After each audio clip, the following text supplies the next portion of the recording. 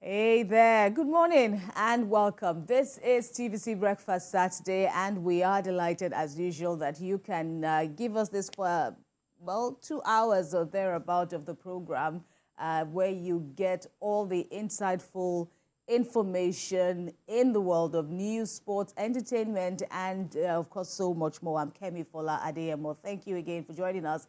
And I'm with Emmanuel Ajayi. Good to see you. So glad to be here again. Yes. Giving you all the blow-to-blow accounts of all interesting stories. You look extra bubbly this morning.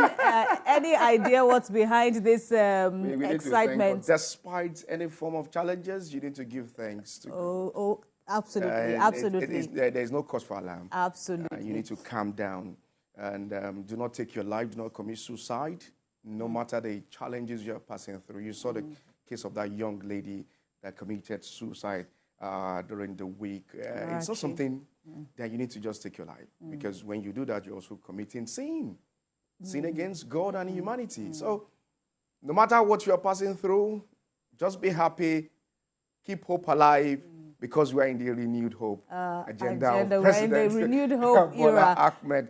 Right. But what you've said is absolutely spot on, and especially in this era of mental health awareness.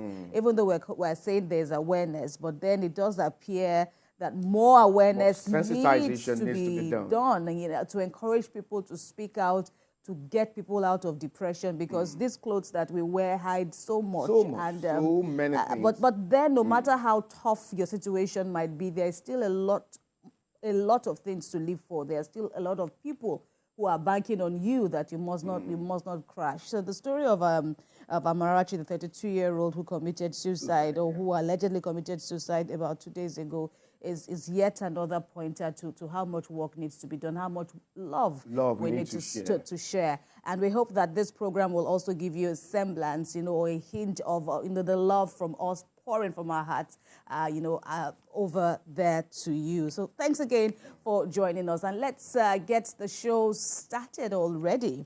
Of course, the week has been busy. The year has been busy so far, especially looking at the scandals emanating from the Ministry of Humanitarian Affairs and Poverty Alleviation. The dust is yet to settle in that ministry as the AFCC continues investigation into the alleged approval of 585 million naira by the suspended minister, Betta Edu. The commission is also looking into her predecessor, into activities of her predecessor.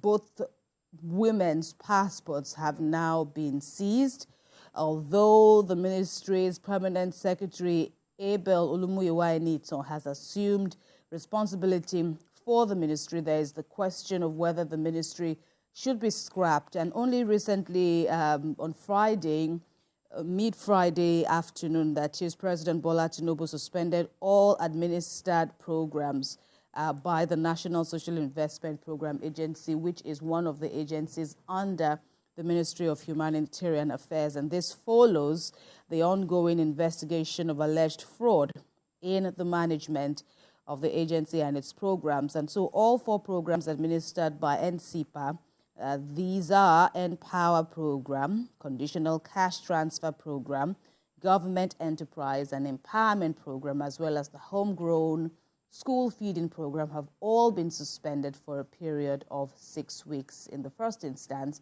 the President raising significant concerns regarding operational lapses and improprieties surrounding payments to the program's beneficiaries, Emmanuel. And this is such an unfortunate situation when you look at the theme, the idea behind programs like this, the idea behind the creation of this ministry. It's a young ministry when you compare it to others that have been on ground for so long, but it came on board under the Buhari administration about 8 years ago, and then the Tinubu government also took it upon itself to inherit that ministry, gave it a kind of a new name, poverty alleviation, top on the government's minds, of course, on the issue of humanitarian affairs. There are so many issues, pertaining to humanitarian crisis. Many people, millions, hundreds of millions of Nigerians are in dire need of aid, food and the likes. And just when you think that, this chunk of money, this sizable amount of money has been earmarked to the ministry, we're hearing this rather unpalatable news of, monies meant for vulnerable people in the country found in the wrong hands. And, investigations are still underway. And we hope that this will be an eye-opener for everyone, indeed all the other ministers in the cabinet of the president. And we want to get to the bottom of this, because there are so many questions yet unanswered. A lot of questions to be answered at this time. This particular ministry was created in 2019 by the then President Muhammadu Buhari, just to cushion the plight of Nigerians concerning attending to their humanitarian affairs. But with this development, the current president at the moment, President Bola Ahmed Tinubu, came up with a mantra to add poverty alleviation to this particular ministry to ensure that more Nigerians get conditional cash transfer.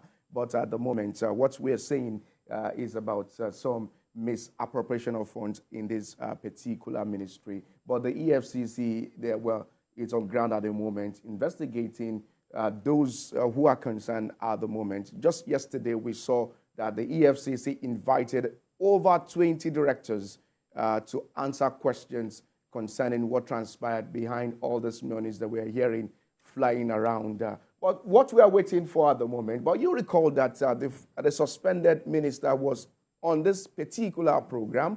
It was on this particular program that she suspended the Empower program based on some misappropriations, irregularities in that particular ministry, if you recall, Kemi. But it's a case whereby the minister also blew the whistle, and she's also being now in the eye of the storm at the moment. But what Nigerians are waiting to see is the outcome of the EFCC investigation. Right. So all hands are crossed. If this net needs to be expanded, as you have just explained, by all means, it should, because there is the issue of credibility, there is the issue of trust.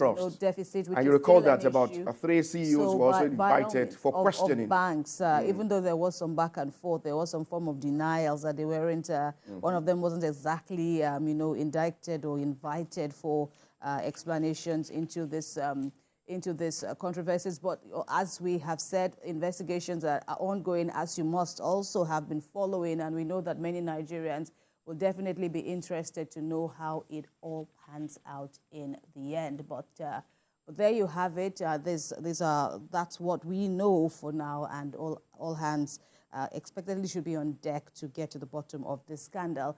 Quickly now, let's